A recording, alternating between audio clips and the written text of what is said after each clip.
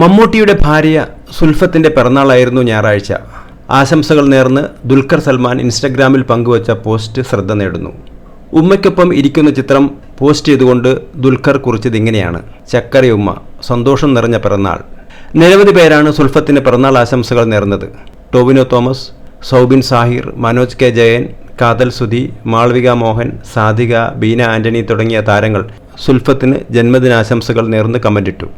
ഒരുപാട് സന്തോഷം നിറഞ്ഞ പിറന്നാൾ ആശംസകൾ നേർന്നുവെന്നും ഉമ്മയ്ക്ക് ഗാഢമായ ഒരു ആലിംഗനം തൻ്റെ വകയായി നൽകണമെന്നുമാണ് നടി കല്യാണി പ്രദേശൻ്റെ കമൻറ്റ്. മമ്മൂക്കയുടെ രാജകുമാരിക്ക് പിറന്നാൾ ആശംസകൾ നേർന്നാണ് ഒരു ആരാധകൻ എത്തിയത്.